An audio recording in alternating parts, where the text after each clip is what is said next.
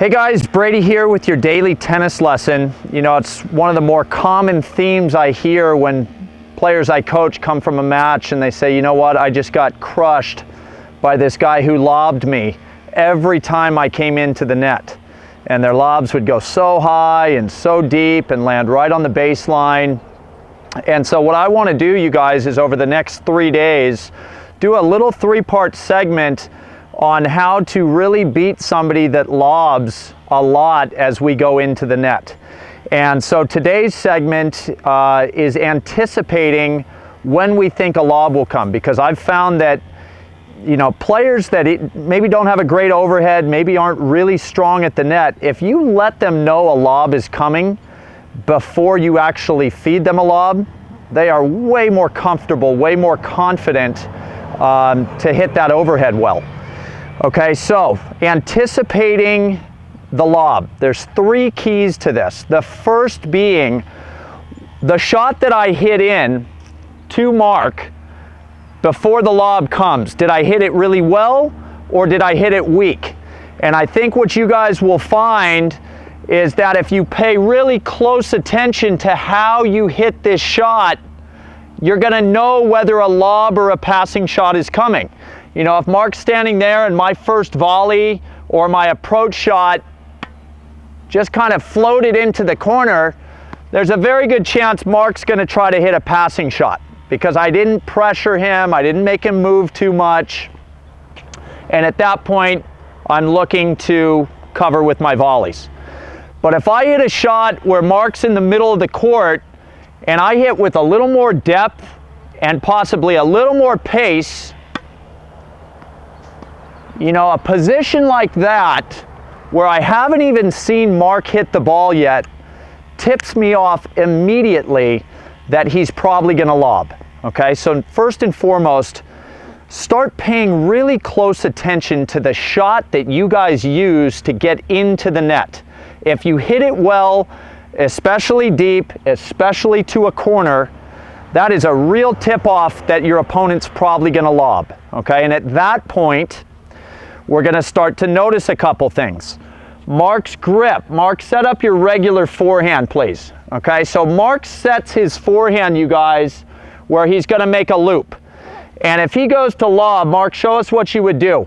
Notice how he changes his grip, you guys. Most lobbers, whether they know it or not, immediately change from their ground stroke grip into a continental grip. And the reason for that is because it opens up the strings so that they can pop the ball up in the air. Okay, and as I see Mark moving across the court, if I'm a perceptive player, I'm going to notice the big difference between how he sets a ground stroke and how he sets to pop up a lob. So before he's hit the shot again, okay, he's in the open-faced, you know, grip, a lob is coming. Now I'm getting confident that I know what shot I'm going to have, and I'm less worried about that overhead.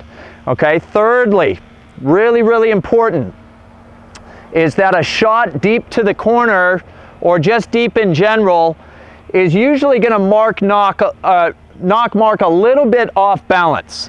Okay, and if you guys can, you know, notice the difference between me winding up and leaning into a forehand versus having an open racket face and leaning back off balance. If I hit 3 shots leaning back off balance with my racket face open, you will never see anything from me except a lob. Okay, so these are 3 really important keys. You got to start to pay really close attention to the shot you're using to get into the net. The more offensive, the more penetrating it is, expect more of the lob reply. Start to pay very close attention to the setup change in your opponent's forehand or backhand. Start looking for that continental grip. That's an immediate key that they're throwing up a lob. And then look for that little difference in balance. If we can knock them back a little bit, that's usually going to have them pop the ball up in the air. Okay? So what I'm going to do is feed a couple balls from here. I'm going to feed them well, meaning I hit the shot deeper into the corner, You guys pay attention to Mark's racket, look for the grip change, look for his balance, and then, you know, like I said, anticipating, knowing what's coming makes me and you guys hopefully feel way more confident about that overhead. Okay, so here we go.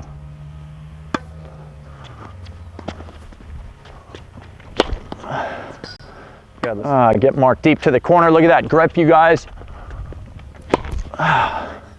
And you can see Mark's lobs were pretty good, you guys. This is not something where if I know he's going to lob, I can't expect that the lob is going to come short.